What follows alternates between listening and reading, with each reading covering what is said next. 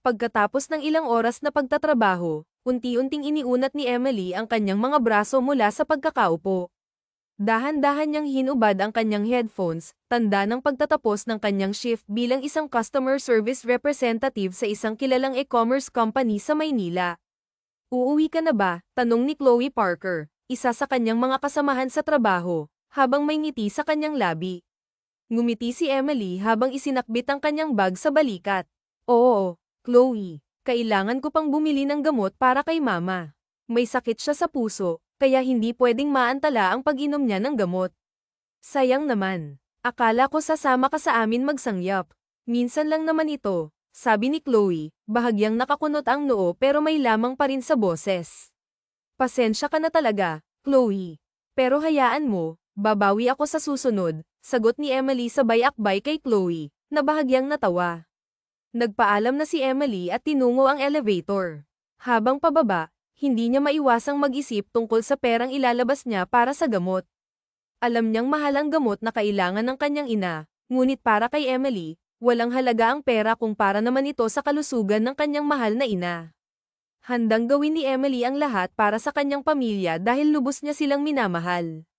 Nang bumukas ang elevator, mabilis na lumabas si Emily at tinahak ang daan patungo sa pinakamalapit na batika.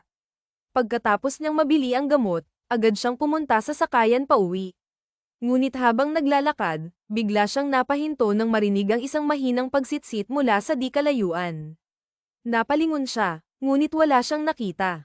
Pinili niyang huwag pansinin ito at nagpatuloy sa paglalakad. Ngunit muli siyang napahinto nang maramdaman niyang may humawak sa laylayan ng kanyang damit. Agad niyang ibinaba ang kanyang tingin at nanlaki ang kanyang mga mata nang makita ang dalawang batang lalaki na nakangiti sa kanya. Napansin niyang magkamukha ang dalawa, kambal pala sila. At sa mga sandaling iyon, isang bagay ang pumasok sa isip ni Emily, ang gwapo naman ng mga batang ito. "Can you help us?" tanong ng isa sa kambal na nakatayo sa kanyang kaliwa. "We're lost," dagdag ng isa pang bata na nasa kanyang kanan. "Nawawala kayo. Nasaan ang mommy't daddy nyo?" tanong ni Emily, halatang nag-aalala. Kumibit balikat ang batang nasa kanan bago yamakap sa hita ni Emily. Samantala, ang isa naman ay marahang hinawakan ang kanyang kamay at pinisil ito. Hindi napigilan ni Emily ang ngumiti dahil sa inosenteng kilos ng dalawa. "Hindi nyo ba alam kung nasaan ang inyong mommy at daddy?" tanong ni Emily, habang dahan-daang lumuhad sa harap ng kambal upang makausap sila ng mas maayos. Sabay na umiling ang dalawa, halatang nag-aalangan. "Okay, sige. Bago ko kayo tulungan, gusto ko munang malaman ang mga pangalan nyo," sabi ni Emily na may mahinahong ngiti. "I'm Noah, and I'm Paul. We're twins," sagot ng isa, na sinundan ng pagtango ng kanyang kapatid. "Okay, Noah and Paul. Gusto kong maging tapat kayo sa akin, ha? Tumakas ba kayo sa mommy at daddy nyo? Kung oo, saan nyo sila iniwan?" tanong ni Emily nang maingat, upang hindi sila matakot. "It's Paul. Kasalanan ni Paul kung bakit kami nawawala," sagot ni Noah, sabay turo sa kanyang kapatid. Bumaling si Emily kay Paul at tinignan ito ng may pag-unawa. "Totoo ba ang sinasabi ni Noah?" tanong niya, na may bahagyang pag-aalala. Bahagyang tumango si Paul, sabay baba ng tingin. "Yeah, that's true," mahinang sagot nito. Ngumiti si Emily nang may lamang. "Ayos lang iyon, Paul. Alam kong hindi mo naman sinasadya. Huwag kayong mag-alala, nasa mabuting kamay kayo. Tutulungan ko kayong mahanap ang mommy at daddy nyo. Okay ba yun?" tanong niya, sabay haplos sa balikat ng isa. Sabay na tumango ang kambal, at tila nagkaroon ng tiwala sa kanya. Naglakad-lakad sila upang hanapin ang mga magulang ng dalawa. Subalit, makalipas ang ilang minuto, wala pa rin silang natagpo ang bakas. Dahil dito, naisipan ni Emily na dalhin ang kambal sa estasyon ng pulis, kung saan mas malaki ang tsansa nilang mahanap ang mga magulang ng mga bata. Pagdating nila sa estasyon, agad na iniulat ni Emily ang sitwasyon. Nawawala ang mga batang ito. Baka po may nag-report na naghahanap sa kanila, paliwanag niya sa pulis. Nako, wala pa pong naire-report na nawawalang bata, sagot ng pulis matapos tingnan ang mga ulat. Pero ma'am, pwede naman silang manatili dito habang naghihintay tayo ng balita. Salamat po, sigurado akong ligtas sila dito, tugon ni Emily na may pasasalamat. Ngunit biglang sumingit si Paul. What? Iiwan mo kami dito, tanong nito, halatang nagulat. Don't leave us here, Mommy, dagdag ni Noah, na nagpatingin kay Emily nang may pagtataka. Mommy, bulong ni Emily sa sarili, halos hindi makapaniwala. Tinawag ba talaga siyang, Mommy? Bakit? Ngayong araw lang sila nagkita, at imposible namang siya ang ina ng mga ito. Wala nga siyang kasintahan, paano pa kaya magkakaroon ng anak? Bakit mo ako tinatawag na Mommy? Noah, tanong ni Emily, halatang naguguluhan ngunit may lamang sa boses. Because you're beautiful, agad na sagot ni Noah na may inosenteng ngiti. Napailing si Emily, pilit na nagpapaliwanag. Noah, hindi ako ang mommy mo, okay? May mga magulang kayo, at hindi ako iyon. Naputol ang usapan ng magsalita si Paul, na may bahagyang nangingilid na luha sa kanyang mga mata. Pero aalis ka na ba? Bahagyang napabuntong hininga si Emily bago sumagot. Kailangan kong umalis. May mga magulang kayo na naghihintay sa inyo. Huwag mo kaming iwan dito, please, pakiusap ni Noah habang mahigpit silang nakahawak sa braso ni Emily. Sa mga sandaling iyon, hindi alam ni Emily ang gagawin. Ramdam niya ang bigat ng sitwasyon, naaawa siya sa dalawa, ngunit alam niyang hindi niya maaaring iuwi ang mga bata dahil baka siya'y makasuhan. Napabuntong hininga siya ng malalim at tumingin sa pulis na kausap niya. Sir, pwede ko po ba silang pansamantalang iuwi? Lakas loob niyang tanong. Pasensya na po, ma'am, pero imposible iyon. Hindi niyo po sila anak. Ipinagbabawal po yan, sagot ng pulis, na labis na ikinalungkot ng kambal. Bumitaw si Paul sa pagkakahawak kay Emily at lumapit sa pulis. Please, police officer, magbe-birthday na po kami, sabi nito na halos umiiyak. Bahagyang napangiti si Emily sa determinasyon ng bata. Mako-contact niyo po ako, sabi niya sa pulis habang ibinibigay ang kanyang numero at impormasyon. Matapos ang maikling pag-uusap, lumabas na sila sa police station. Tuwang-tuwa ang kambal, halatang masaya sa desisyong sumama si Emily sa kanila. Tumatalon-talon pa ang dalawa habang naglalakad sila sa kalsada. Mommy, I want that, sabi ni Paul habang itinuturo ang nagbebenta ng cotton candy. I want that too, Mommy, dagdag naman ni Noah. Kahit naguguluhan pa rin, tinupad ni Emily ang hiling ng mga bata. Bumili siya ng isang malaking balot ng cotton candy at iniabot ito sa dalawa. Hati na lang kayo, ha? Malaki naman yan, sabi niya, habang pinagmamasdan ang kanilang masayang mga mukha. Habang kinakain ng dalawa ang cotton candy, kitang-kita ni Emily ang galak sa kanilang mga mata na parang ngayon lang sila nakatikim ng ganoong klaseng pagkain. Nang maubos nila ito, nagtungo na sila sa sakayan. Sumakay sila ng jeep at nagpahatid sa bahay ni Emily. Wow! I love this car, tuwang-tuwang sabi ni Paul habang lumulundag sa upuan. What do you call this? Tanong naman ni Noah, puno ng kuryosidad. Ah, jeep. Jeep ang tawag dito, sagot ni Emily na may bahagyang ngiti. Habang binabaybay nila ang daan pa uwi, hindi maiwasan ni Emily na mapaisip. Sa kabila ng gulo sa kanyang isipan, ramdam niya ang kakaibang saya na hatid ng dalawang bata. Talaga, may jeep din ang daddy namin. Pero hindi ganito kaganda, masiglang sabi ni Paul habang tinitingnan ang paligid. Ah, ganun ba? May jeep din pala ang daddy ninyo. Ang galing naman, tugon ni Emily na may ngiti, sabay tango. Mommy, gusto mo bang sumakay doon? Siguradong matutuwa ang daddy namin kapag nakita ka niya, ani Noah, puno ng sigla. Bahagyang umiling si Emily. Nako, imposible yata yan, Noah. Sige, behave muna tayo, ha? Nasa pampublikong sasakyan tayo, baka maistorbo natin ang ibang pasahero. Agad namang sumunod ang dalawang bata, tila naunawaan ang sinabi ni Emily. Naging tahimik ang buong biyahe, at makalipas ang ilang minuto, narating na rin nila ang kanilang destinasyon. Bumaba silang tatlo mula sa jeep at naglakad papunta sa bahay ni Emily, na ilang hakbang na lang ang layo. Pagpasok nila sa munti nilang tahanan, agad na sumalubong ang mama ni Emily. Sino ang mga batang yan, anak? Tanong nito, halatang nagtataka. Hello po, sabay na bati ng dalawang bata, sabay kaway na may masiglang ngiti. Sino sila, anak? Muling tanong ng mama ni Emily, habang nakakunot ang noo. Mama, hayaan niyo po akong magpaliwanag. Pero bago yan, ito po ang mga gamot niyo, uminom na po muna kayo, sabi ni Emily habang iniabot ang supot ng gamot. Agad naman itong kinuha ng kanyang ina at niyakap siya ng mahigpit. Salamat, anak, sabi nito, puno ng pasasalamat. Mommy, siya po ba ang mama mo? Tanong ni Paul na ikinagulat ng mama ni Emily. Anong ibig sabihin nito? Emily, tanong ng mama niya, halatang naguguluhan. Nang makita ni Emily na papalapit ang bunso niyang kapatid, mabilis siyang nagsalita, Liam, laruin mo muna sina Paul at Noah, ha?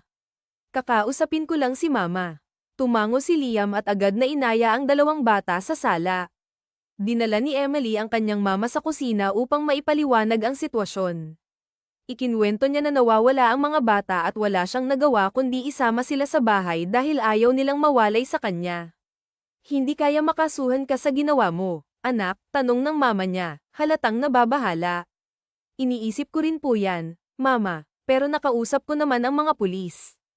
Ibinigay ko na po ang contact information ko kung sakaling hanapin sila sa akin. Pero mama, alam nyo ba?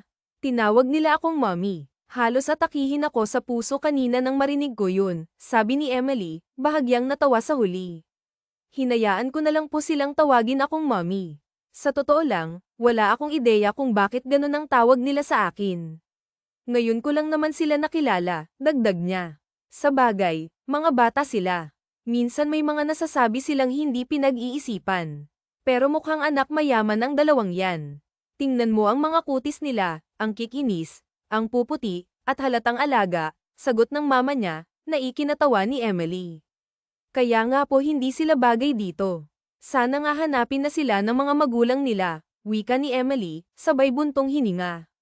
Pagkatapos mag-usap ng sandali, nagpa siya si Emily at ang kanyang mama na bumalik sa loob ng bahay. Hinanap niya ang magkapatid at natagpuan sila sa kusina, abala sa pagkain ng adobong paa ng manok. Napakunot ang noo ni Emily habang pinagmamasdan ng dalawa na tila sarap na sarap sa bawat nguya. Bahagya siyang nabahala dahil baka hindi angkop sa kanila ang ganitong pagkain. Ngunit sa halip na pigilan sila, hinayaan na lamang niya dahil halatang nag-e-enjoy naman ang mga ito.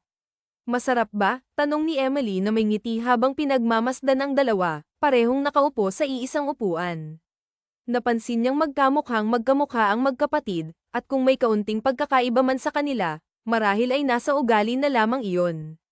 Yes, mommy. Ang sarap-sarap po nitong chicken feet, masiglang sagot ni Paul, sabay kuya-kuy pa ng mga paa, tanda ng labis na kasiyahan. First time niyo bang kumain ng ganyan? Usisa ni Emily. Sabay na tumango ang magkapatid. Wala pong sine-serve na ganito sa house namin, tugon ni Noah na may bahagyang Simon gut. Our daddy is sensitive, mommy. Ayaw niya po kaming kumain ng ibang pagkain unless may permission niya, dagdag pa ni Paul. Tumango si Emily bilang tugon. Okay, pagkatapos niyan, tama na ha. Paniguradong malalagkit na kayo. Lilinisan ko kayo pagkatapos. Magbibihis lang ako sandali, okay. Okay, mommy, masayang sagot ng dalawa sabay thumbs up. Ngumiti si Emily at umakyat na sa kanyang kwarto upang magbihis. Pagbalik niya sa kusina, nadatnan niyang tapos na ang dalawa sa pagkain. Inaya niya ang magkapatid sa banyo upang linisin ang mga kamay at mukha ng mga ito. Matapos silang malinis, tinuyo niya ang kanilang mga braso at mukha gamit ang malinis na tuwalya. Mommy, ang ganda po ng house niyo, masayang sambit ni Paul, sabay lundag palapit kay Liam na noon ay nakaupo sa sofa. Huwag kang tumalon, Paul, baka sumakit ang tiyan mo, malumanay na saway ni Emily. Sorry, mommy. Tara, laro ulit tayo, Kuya Liam, masiglang aya ni Paul sa bunso ni Emily. What did I tell you, Paul? Tanong ni Emily habang nakapamewang sa harap ng bata. Follow our mommy, Paul, sagot naman ni Noah sa kanyang kakambal. Sorry, mommy, sagot ni Paul, sabay ngiti at pagpop-eye kay Emily. Magpahinga muna kayo, ha?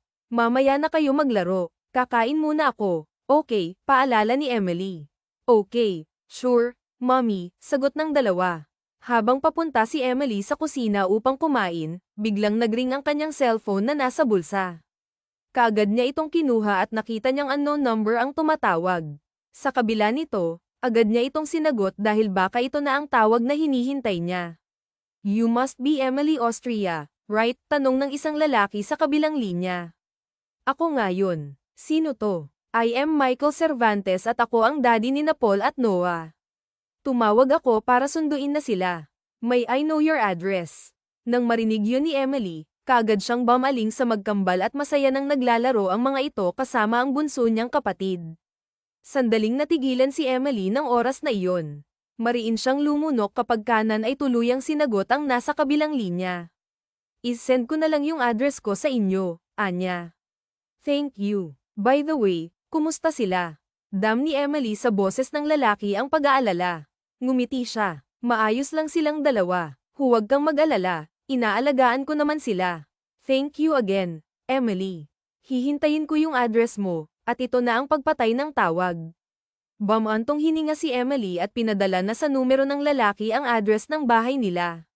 Nakatanggap siya ng thank you message sa lalaki.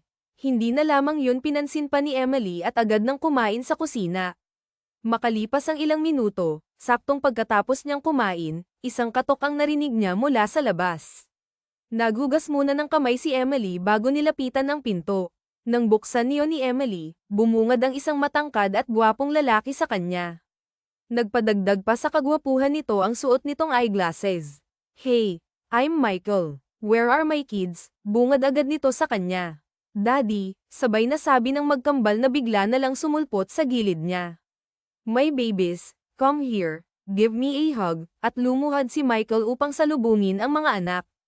Halos patakbong lumapit ang magkambal sa ama ng mga ito. Lindaworin nilang dalawa ng isang mahigpit na yakap ang kanilang daddy ng sandaling yun.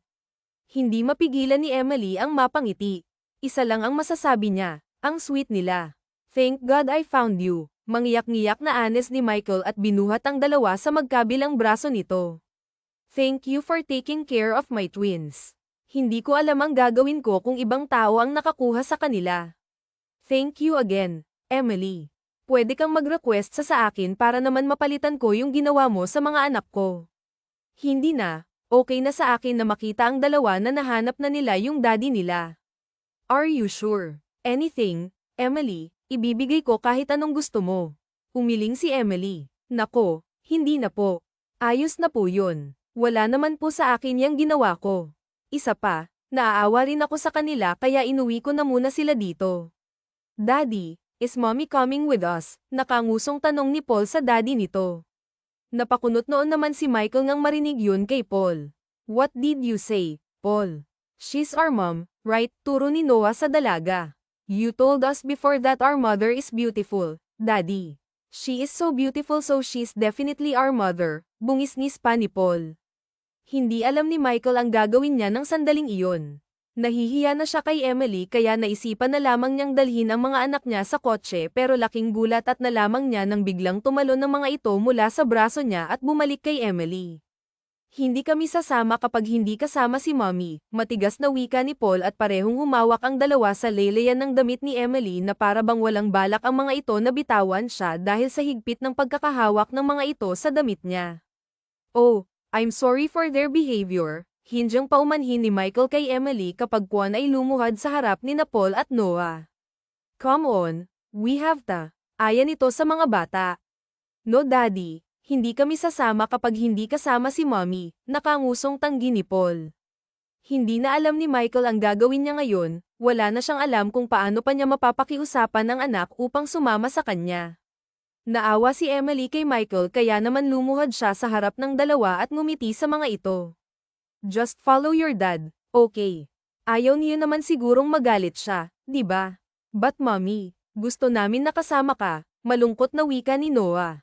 Umiling si Emily. "I can't, Noah. I'm not your mother, okay?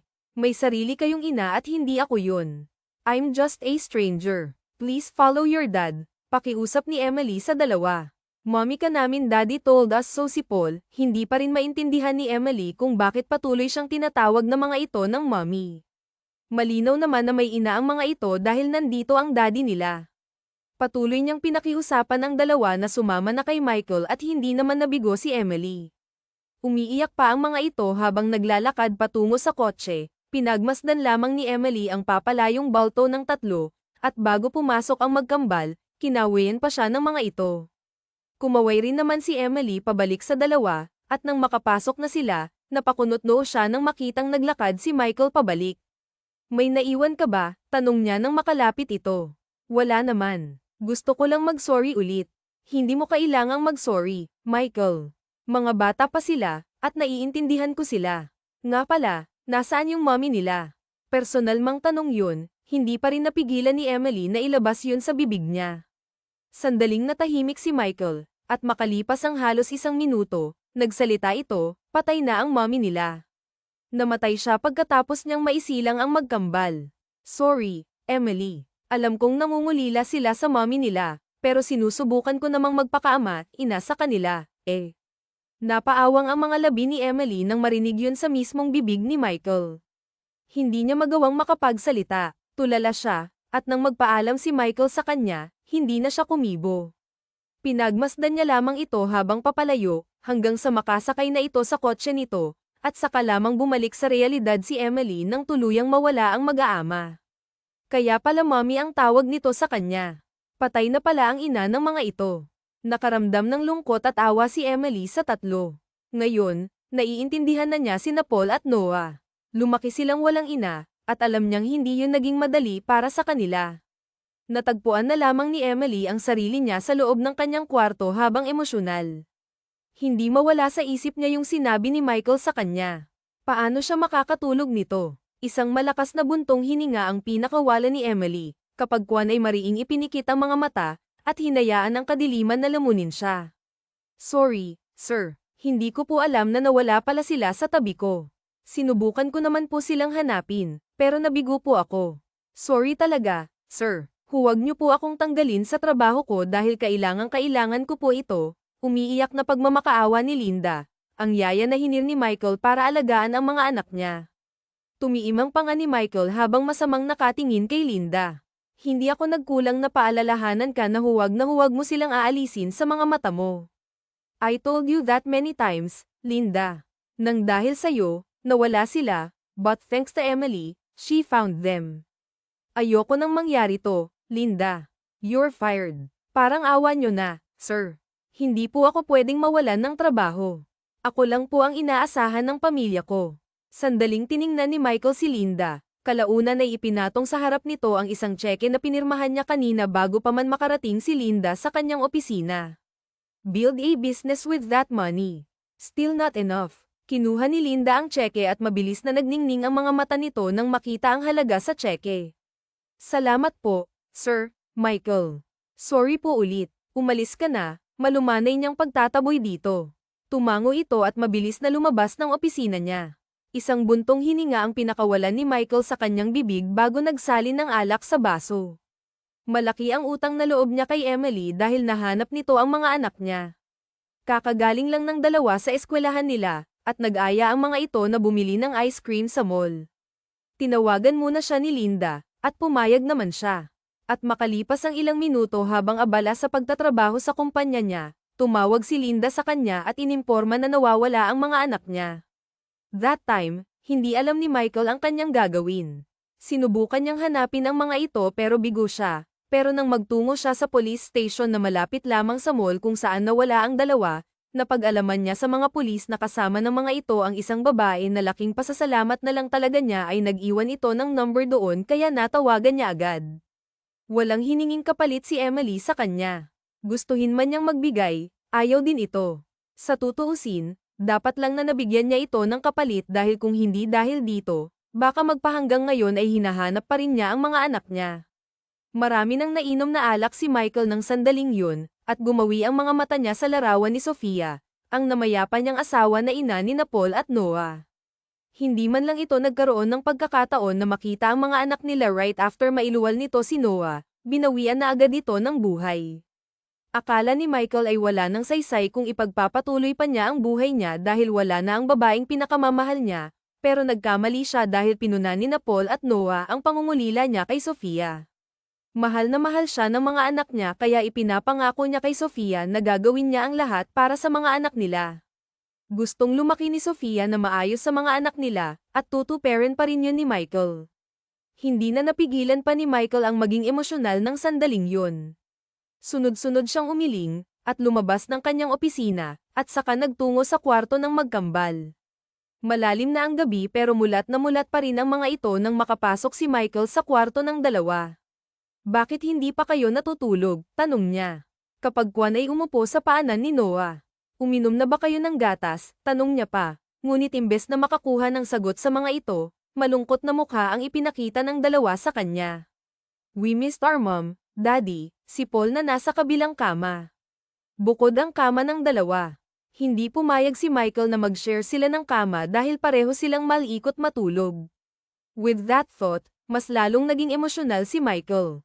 Daddy, kailan po namin ulit makikita si Mommy? Tanong naman ni Noah. Paano niya ba sasabihin sa dalawa na wala na ang mommy nila? Wala pang lakas ng loob si Michael na sabihin sa dalawa na patay na ang mommy nila. Nang magkaisip na ang mga ito, sinabi niya na maganda ang mommy nila at umalis lang ito para sa isang misyon, at walang araw na hindi nagtatanong ang mga ito kung babalik na ba ang mommy nila. Pero ngayon, mukhang ito na ang tamang panahon para ipaalam sa dalawa ang katotohanan. I have to tell you something, nagpakawala ng marahas na buntong hininga si Michael bago yumuko. Wala na ang mommy niyo. Nasa heaven na siya. Kasama na siya ni Jesus, lakas loob niyang litaniya. You're joking, Daddy, at bumungis-ngis si Paul sa kanya. Our daddy is a comedian, halakhak naman ni Noah. I'm telling you the truth, boys. Your mom is dead. Okay, pamimilit ni Michael. Daddy, kasama lang natin si mommy kanina, di ba, Daddy? Pwede bang dito na lang tumira si mommy? I want her, Daddy, pangungulit pa sa kanya ni Paul. At nang sandaling yun, tsaka lamang niya napagtanto na si Emily ang tinutukoy ng dalawa. Boys, she's not your mother. Ilang beses ko bang kailangang sabihin sa inyo yun? Bahagya namang tumaas ang boses ni Michael, pero nanatili pa rin siyang kalmado sapagkat ayaw niyang makita siya ng mga anak niya na galit. Mommy namin siya, Daddy. Sabi mo sa amin maganda yung mommy namin. Maganda si Mommy Emily, di ba? Di ba, Paul? Yes. At kamukha pa namin, sang-ayon naman ni Paul kay Noah. Isang marahas na buntong hininga ang muling pinakawalan ni Michael bago tumayo sa kinauupuan. Matulog na kayo. May pasok pa kayo bukas, at dinako na niya ang pinto, ngunit hindi pa man siya nakakalabas, biglang nagsalita si Paul na ikinabigla niya dito. Sana paggising namin ni Noah, nandito na si Mommy, Anito. Napailing si Michael ng sandaling yun. Pinatay niya ang ilaw at tuluyang lumabas ng kwarto ang dalawa. Dumiretso siya sa kanyang kwarto, at nang makarating, dinako niya ang banyo. Hinubad niya ang mga suot niya, at pumailalim sa shower, at habang lumalagaslas ang malamig na tubig sa katawan niya, nakatuon ang kamao niya sa pader habang nakatiim ang panga. Kung hindi namatay si Sofia, hindi ganito ang sitwasyon niya.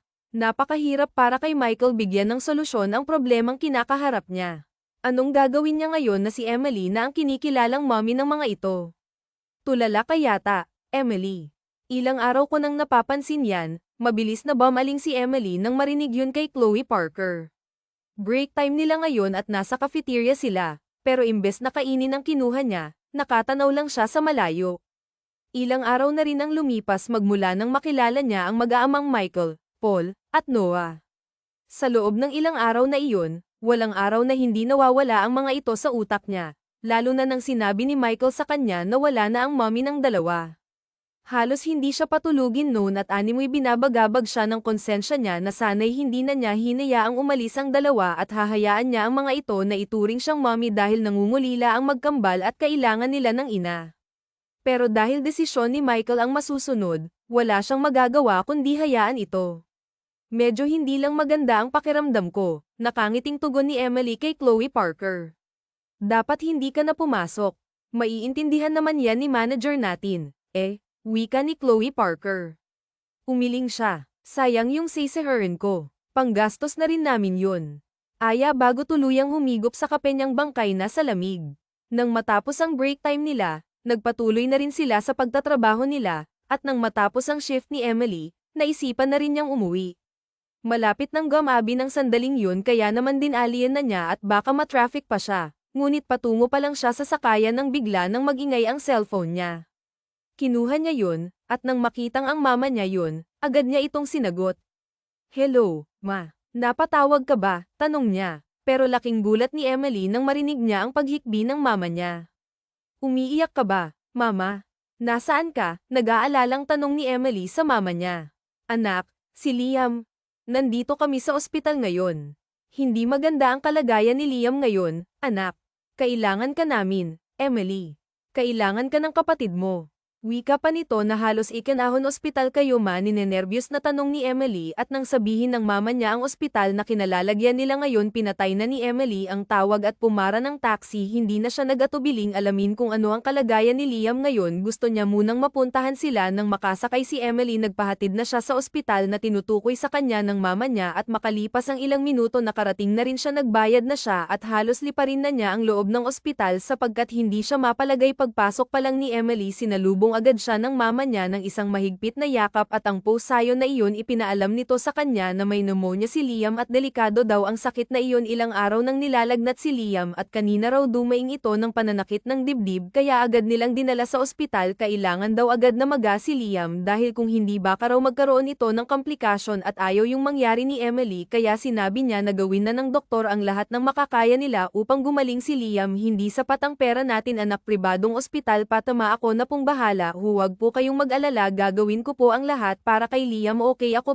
ang maghahanap ng pera dito na lang po kayo bantayan nyo na lang po si Liam salamat at anak at muli siyang niyakap ng kanyang ina nagpaalam na si Emily sa mama niya dahil maghahanap pa siya ng pera dahil talagang hindi sapat ang ipon niya lalo pat nasa private hospital nakakonfine si Liam wala nagawa si Emily gusto na niyang magamot agad si Liam kaya ilipat niya ito sa ospital na mas mura saktong paglabas ni Emily sa ospital isang tawag ang natanggap niya sa isang unknown number antong hininga muna siya bago sinagot ang tawag sino tahilem ang mga mata niya ng sandaling yon Emily it's Michael remember me si Michael ang daddy ni Paul at Noah oo naaalala kita napatawag ka I have a favor to ask Emily I don't know how to start but pwede ka bang pumunta dito sa bahay na pakunot no agad si Emily bakit may problema ba ta kanyang tanong yes ayaw nang pumasok ni Paul at Noah dahil akala nila inalayo ko sila sa mommy nila sabi ko naman sa kanila na wala na yung mommy nila but they insisted ikaw at ikaw lang ang kilala nilang mommy please Emily may twin need you handa akong magbayad para sa oras na ay lalaan mo sa kanila magpanggap ka lang na mommy nila name your price Emily please pakikiusap ni Michael sa kanya at mukhang binigyan agad siya ng daan ng Panginoon nang sabihin ni Michael na handa siyang bayaran nito naisip agad niya si Liam ang kapatid ko nasa ospital ngayon critical yung lagay niya dahil may pneumonia siya handa akong magpakain na sa dalawa basta tulungan mo lang akong mapagamot yung kapatid ko deal just be the mother of my kids ipadala mo sa akin yung address mo I'll be there thank you Emily thank you a lot hindi na sumagot si Emily pinatay na niya ang tawag at makalipas ang ilang segundo ipinadala na ni Michael sa kanya ang address ng bahay nito muling pumara si Emily ng taxi at pinakita ang address ni Michael Forbes Park ma'am mahirap makapasok dyan ma'am exclusive village kasi yan puro mga mayayaman at sikat ang nakatira dyan isa na doon ang mga bilyonaryo sabi ng driver sa kanya pwede ko po bang tawagan ang pupuntahan ko bago makapasok oo naman ma'am basta alam po ng pupuntahan nyo di na napupunta ka pwede po tayong makapasok strike 2 po kasi doon sige po pumunta na po tayo tumango ang driver at pinaandar ang sasakyan patungo sa Forbes Park hindi niya alam kung anong gagawin niya ngayon hinahanda na ni Emily ang sarili dahil kailangan niyang magpakain kina Paul at Noah para kay Liam handa siyang gawin ang lahat at hindi siya aatras pa makalipas ang kalahating oras na biyahe nakarating na rin sila sa gate ng Forbes Park tatawagan na sana niya ang numero ni Michael ngang biglang bumukas ang pinto ng kotseng nasa harap nila at lumabas doon ang isang lalaki ito na ang tatawagan na sana niya nagbayad na siya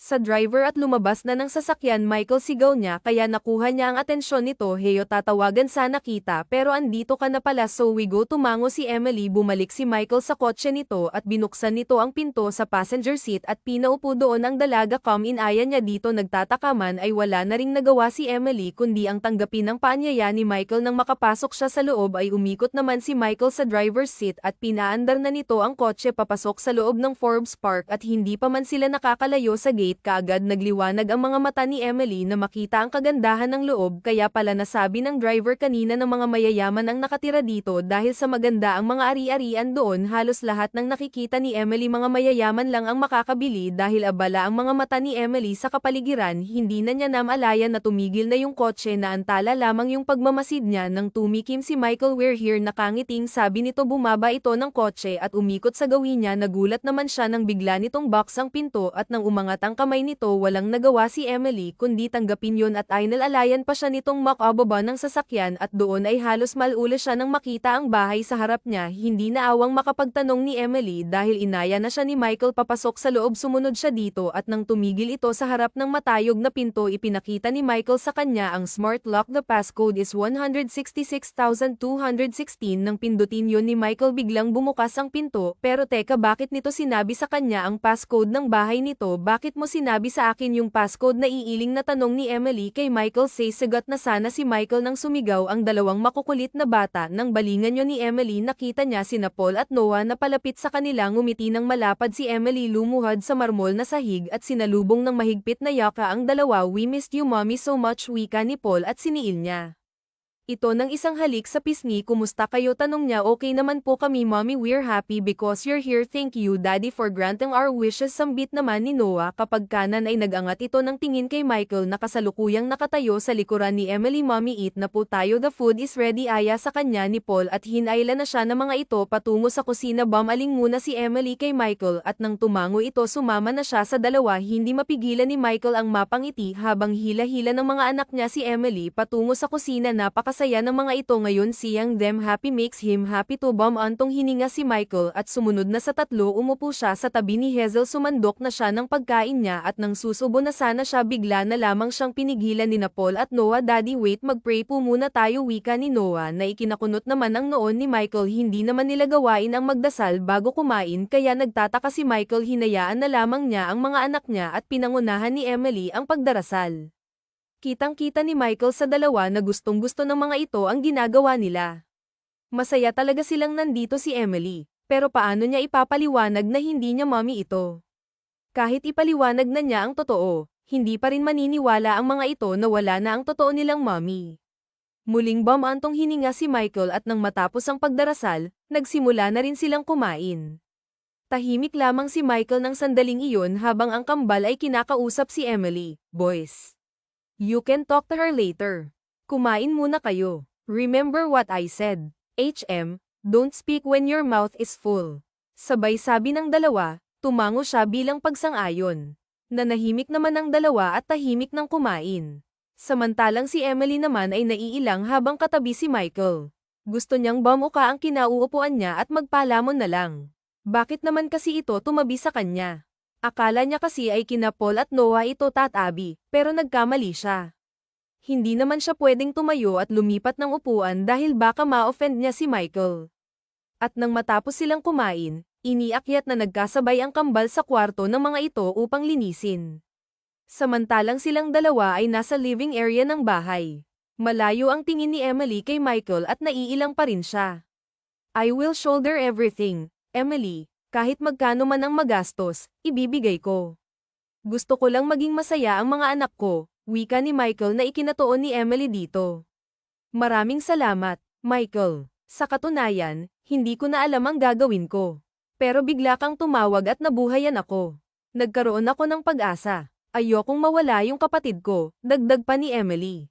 Don't worry, magiging maayos din ang kapatid mo. Tomorrow, bibigyan kita ng 1,000,000. If it's not enough, just tell me. Ikaw lang ang nagpasaya sa mga anak ko, wika ni Michael. Emily, I am so thankful for that. Ngumiti si Emily. Wala yun, Michael. Gusto ko rin ang makitang masaya sina Paul at Noah. Ang cute kaya nila. Pero bakit sa dami ng babae, bakit ako pa? Bahagyang natawa si Emily sa tanong niya. Palagi ko kasing sinasabi sa kanila na maganda ang mommy nila. Maganda ka, Emily. Kaya mabilis na nahulog ang loob nila sa'yo, nangingiting tugon ni Michael na ikinaloka ni Emily. Sinabi ni Michael. Natawa si Michael. Nga pala, what's your work? Nagtatrabaho ako sa isang e-commerce company bilang customer service representative. Oh, that's nice. Babayaran ko rin ang mga araw na ay lalaan mo sa mga anak ko. I know you love your job at mahirap iwanan yan kaya babayaran kita. Ngumiti si Emily. Ikaw, anong trabaho mo? Don't tell me you're a famous personality. No, I'm not. I own a real estate company and I have businesses not just in the Philippines, sa ibang bansa na rin. Napaawang si Emily. Di bilyonaryo ka. Lamisi si Michael. Sort of. Napakaswerte naman ng babaeng mapapangasawa mo. Bukod sa mayaman, mabait ka pa. Pinipili ko ang babaeng mamahalin ko. Sayang, namatay lang si Sofia. Kung hindi niya kami iniwan, hindi magiging ganito sina Paul at Noah. Hindi pa enough sa kanila ang pagiging ama at ina ko sa kanila. Daddy lang talaga ang turing nila sa akin, and they want their mother. But how? Kahit magpaliwanag ako, hindi pa rin sila naniniwala na wala na yung mommy nila. Bumantong hininga si Emily. Hindi niya alam kung anong nagunjok sa kanya na tumayo sa kanyang kinauupuan at tumabi kay Michael. Susubukan kong magpanggap na sa kanila, Michael. Susubukan ko. Sa mahinang tono na sapat na para marinig ni Michael, ngumiti ang lalaki at laking gulat na lamang niya nang bigla siyang niyakap nito. Gulat man, niyakap pa rin ni Emily si Michael pabalik at nasamyu niya ang matapang nitong amoy na tumatak sa kanyang ilong hanggang sa ipinakita na ni Michael sa kanya ang magiging kwarto niya. Uuwi ako bukas para kumuha ng damit, saad ni Emily kapag umupo sa malambot na kama. Huwag na, meron naman na dito. Nang sabihin yun ni Michael, napabelang si Emily dito at saktong binuksan nito ang closet kung saan punong-puno yun ng mga damit pambabae. Sa asawa mo ba yan? Tanong niya. Yup, but don't worry, the majority of her clothes, hindi pa niya nagagamit. Mahilig kasing mag-shopping si Sofia kaya hindi niya nasusuot yang iba. Kasya naman siguro sa'yo. Magkasing hubog naman kayo ng katawan ni Sofia. Tumango si Emily kahit natatakot siya. Paano niya kakayanin na magsuot ng kasuotan ng namayapa na hindi kaya'y multuhin siya ni Sofia? Mukhang hindi naman siguro. Matagal na rin kasi itong wala at baka nanahimik na rin ang kaluluwa nito. If you need anything, kumatok ka lang sa kwarto ko. Katabi lang ng kwarto mo ang kwarto ko. Salamat, Michael. You're welcome. Nakangiting tugon ni Michael at tuluyan na itong lumabas ng kwarto niya. Nang sandaling yun, napag-isipan ni Emily na maligo at dahil may sarili namang banyo ang kwartong kinalalagyan niya, naging madali ang buhay niya. Naligo siya at nang matapos, naghahanap na siya ng susuotan niya sa closet. Amoy na amoy ni Emily na bago pa ang mga yun, amoy mamahalin pa. Nang makahanap ng masusuot, kinuha na niya yun at isinuot. Nagkasya yun at saktong-sakto lang sa kanya. Patungo na sana si Emily sa kama nang may sunod-sunod na kumatok sa pinto. Nilapitan niya yon at binuksan. Bumungad ang dalawang cute na anak ni Michael. Oh, anong ginagawa niyo dito? Mommy, pwede bang basahin mo sa amin to? At inangat ni Noah ang hawak nitong libro. Ngumiti siya. Sure, come here. Yehey, tuwang-tuwa na bulalas ng dalawa. Kinuha niya ang libro at hinayaan niyang samampa ang dalawa sa kama. Pinagitnaan siya ng dalawa at nagsimula na siyang basahin ng hawak nito at habang nagbabasa, nakayakap sa magkabilang bewang niya ang dalawa. Napangiti si Emily nang dahil doon at nagpatuloy sa pagbabasa hanggang sa makatulog na ang dalawa. Inayos ni Emily ang posisyon ng dalawa para komportable ang mga ito, nagkumot na siya at sinama na rin niya ang dalawa. Isang buntong hininga ang pinakawalan ni Emily bago ipinikit ang mga mata at hinayaan ang sarili na lamunin ng kadiliman. Kinabukasan, maagang nagising ang mga bata dahil may pasok pa sila. Abala si Emily sa pagbibihis sa dalawa ng uniforme nila. Habang ginagawa yon ni Emily, bigla na lang pumasok si Michael sa kwarto ng mga bata at nakabihis na ito. Naka-formal attire ito na lalong nagpalitaw sa kagwapuhan at kaastigan ng pangangatawan nito na una pa lang ay alam na ni Emily na alaga ni Michael ang katawan nito. Hindi ka na dapat gumagawa niyan. May maid naman, wika nito. Gusto ng mga bata na ako ang magbihis sa kanila. Alangan namang tanggihan ko, di ba? Kumibit balikat si Michael. If you say so, wala na akong magagawa. Hihintayin ko na lang sila sa kotse. Pagkatapos nun, lamisi na si Michael. Napangisi na lang si Emily at nagpatuloy na sa ginagawa hanggang sa matapos na siya. Isinuot niya ang ID ng dalawa at inayos ang mga buhok nito. Alam nyo, kamukhang kamukha nyo ang daddy nyo. Siguro marami kayong mapapaiyak na babae pag lumaki na kayo, sambit ni Emily. Mommy, sabi sa amin ni Daddy huwag kaming magpaiyak ng babae, wika ni Paul. And he also told us not to cheat, wika naman ni Noah. Mabuti naman, sundin nyo lang yung daddy nyo ha. Para rin naman sa inyo yun, at sabay na tumango ang dalawa. Nang matapos si Emily sa pag-aayos ng buhok ng dalawa, isinukbit na niya sa mga ito ang bag nila. Pumanaog na sila pababa dahil baka mainip si Michael kakahintay. Ito pa man din ang maghahatid sa mga bata sa eskwelahan nila. Nang makalabas sila, binuhay na ni Michael ang makina ng kotse niya. Ipinasok ni Emily ang dalawa sa backseat. Mommy, hindi ka sasama sa amin, nakabusangot na tanong ni Noah. Hindi kasama nyo naman si daddy nyo. Siya na lang yung maghahatid sa inyo. But mommy, gusto ka rin naming kasama, please, at nangungusap ang mga mata ng dalawang bata. Nang bumaling si Emily kay Michael, inginuso ng lalaki ang passenger seat. Wala nang magawa si Emily kundi ang pumayag. Sinaraduhan niya ang pinto ng backseat at pumasok na sa passenger seat. Tara na, baka malate yung mga bata, nakangiting wika ni Emily pero napakunot noo siya nang makitang nakatitig si Michael sa kanya.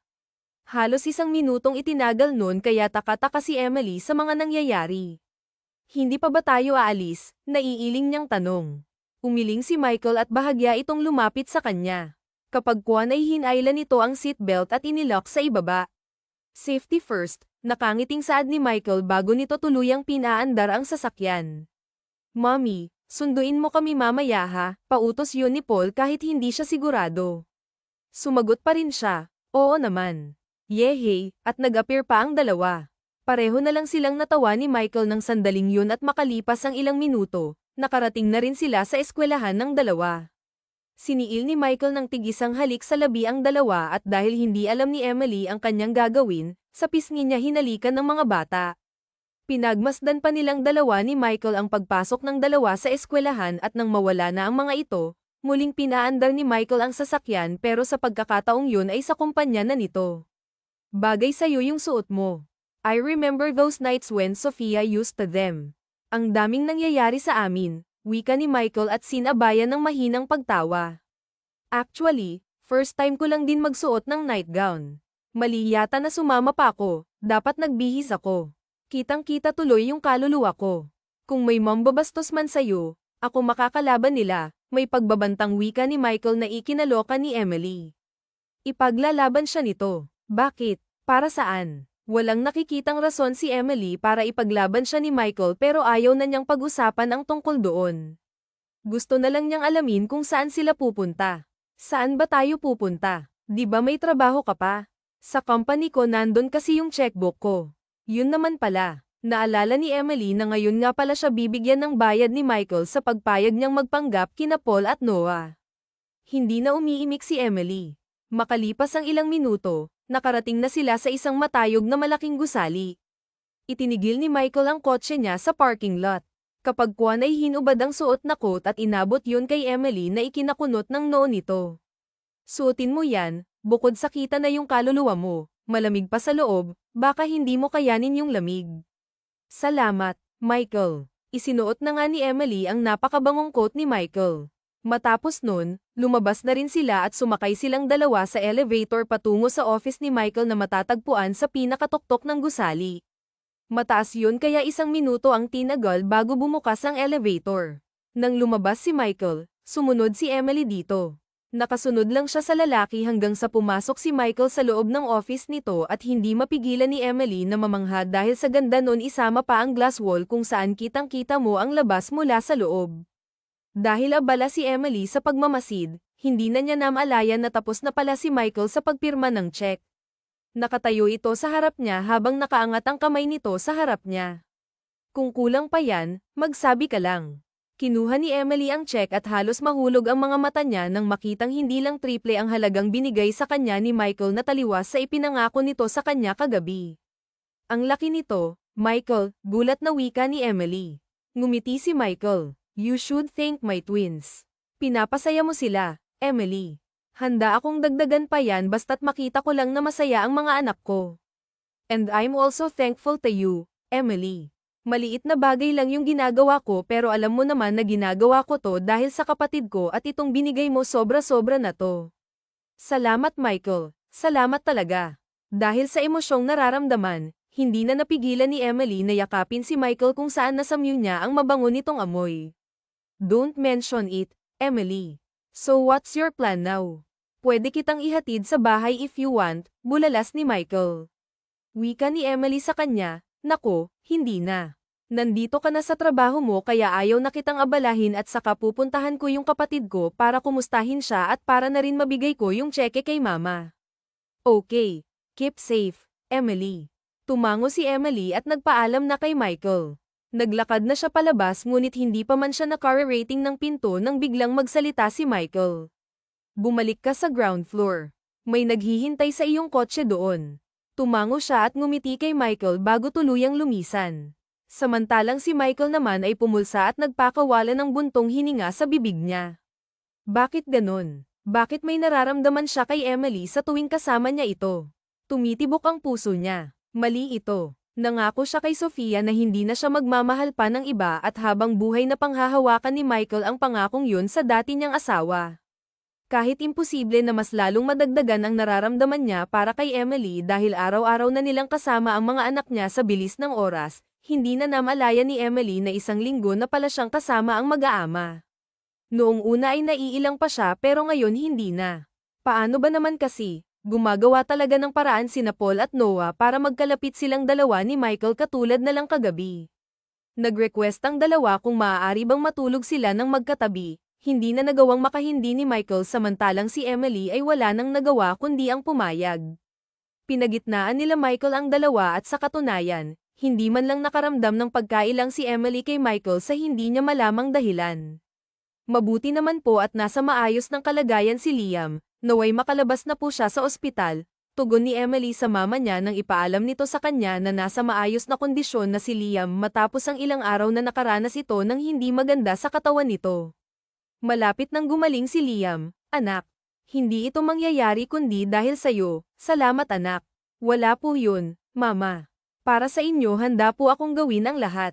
Anak, hindi ko pa pala naitatanong sa'yo. Saan ka pala kumuha ng pera? Maski ang papa mo gustong alamin yan. Tsaka ko na po sasabihin, mama pero yung perang binibigay ko sa inyo galing po yan sa mabuti. Hulog ka talaga ng langit sa amin, anak ng papa mo. Maraming salamat ulit, maliit na bagay lang po yan kumpara sa ginawa niyong pagsasakripisyo noon sa amin, wika ni Emily. Sandali pa silang nag-usap ng mama niya at nagpaalam na rin sila sa isa't isa. Tumayo na si Emily sa kinauupuan niyang sofa at lumapit sa malaking larawan ni Sofia na nakasabit sa pader. Napakaamo ng mukha ni Sofia. Base sa mukha nito, parang hindi nito kayang makabasag ng pinggan. Mukhang mabait din ito pero magagalit ba ito sa kanya kung unti-unti nang napapalapit ang loob niya sa asawa nito. Gustuhin mang pigilan ni Emily ang nararamdaman niya para kay Michael pero hindi niya kaya.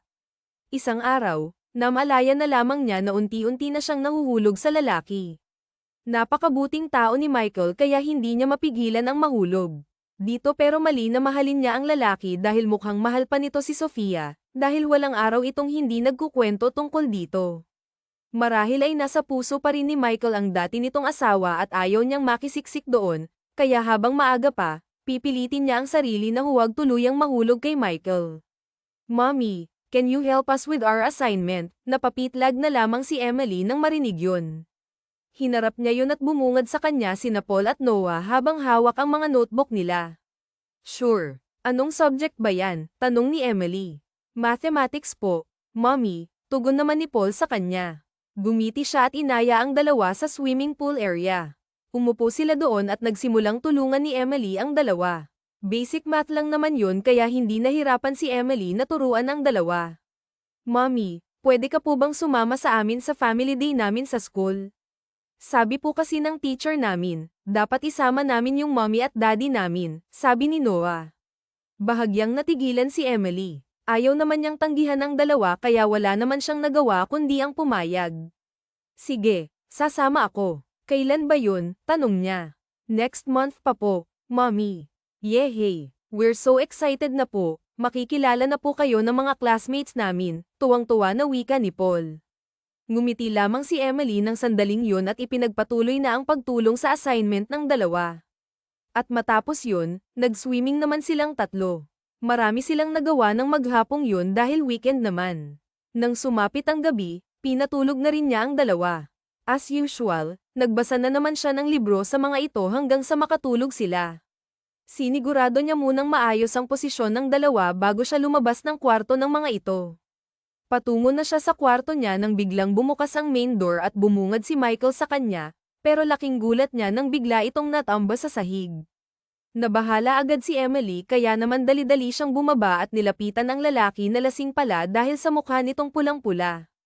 Ayos ka lang ba, Michael? Nag-aalala niyang tanong dito. I'm fine, Emily. Lasing man, pinilit pa rin ni Michael na makapagsalita ng tuwid. Bakit ka naman nagpakalasing? May problema ka ba? At tinulungan niyang makatayo ito mula sa pagkakahiga sa marmol na sahig. Hindi naman siya nahirapan sapagkat sumunod agad si Michael sa kanya pagkatayo nito. Kinuha niya ang braso nito at inakbay sa balikat niya. Mabigat si Michael pero kinaya pa rin ni Emily na may akyat ang lalaki dahil hindi naman ito nagpapabigat sa kanya. Maingat silang umakyat sa ikalawang palapag at nang makarating, idiniretso ni Emily si Michael sa kwarto nito. Lilinisin kita, Michael. Diyan ka lang. Paalis na sana siya upang kumuha ng tubig at tuwalya nang bigla siyang hilahin ni Michael. Bumagsak siya sa tabi nito at saktong nagkaharap ang mga mukha nila. Napalunok si Emily ng sandaling yun habang nakatingin sa mga mata ni Michael. Anong ginagawa mo, Michael? Naguguluhan niyang tanong sa lalaki. At nang subukan niyang tumayo, ikinulong siya nito sa kanyang bewang gamit ang braso nito. Mahal ko si Sofia, Emily. Mahal na mahal ko siya. Pagkasabi nun ni Michael, nagsimulang mamasa ang mga mata nito. Mahal ko siya, Emily. Pero matagal na siyang wala. Iniwan na ako ni Sofia. Itong puso ko, matagal nang patay. At sa tingin ko, ito na ang oras para muling magmahal. Anong sinasabi mo, Michael? Hindi kita maintindihan. Mahal kita, Emily. Mahal kita. Pagkasabi ni Michael, bigla na lamang siya nitong sinunggaban sa mga labi niya. Sa gulat ni Emily, hindi na niya nagawang humiwalay kay Michael. Halos 1 minutong magkadikit ang mga labi nila bago tuluyang humiwalay si Emily kay Michael. Mahal mo yung asawa mo, pero mahal mo rin ako. Pareho ko kayong mahal, Emily, pero patay na si Sofia. Matagal na akong nangungulila sa kanya. Sa dami ng babaeng nakilala ko, sa'yo lang ako halos mabaliw ng ganito.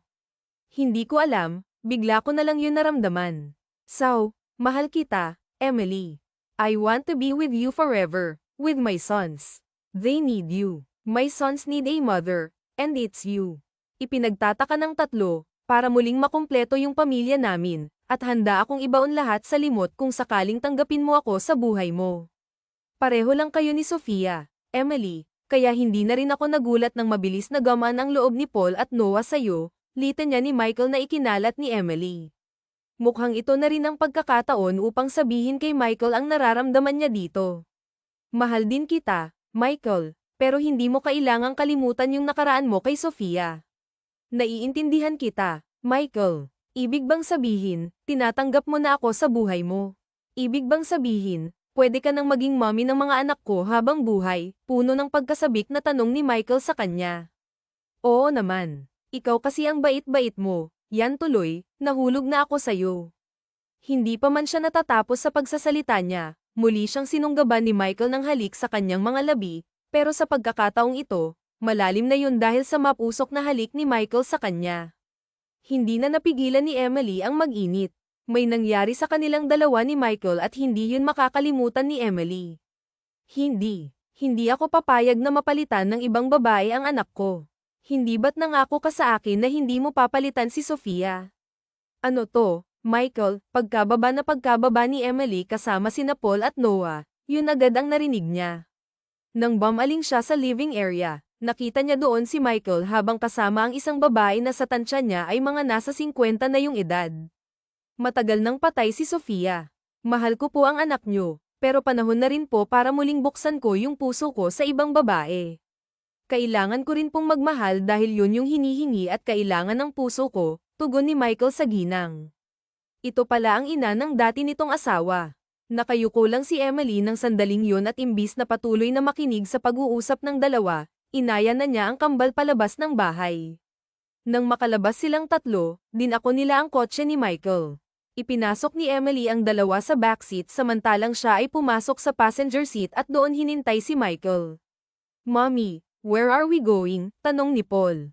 Wala rin akong ideya. Secret daw eh. Sabi ng daddy nyo, nakangiting tugon ni Emily. Sa katunayan, alam naman talaga ni Emily kung saan sila pupunta.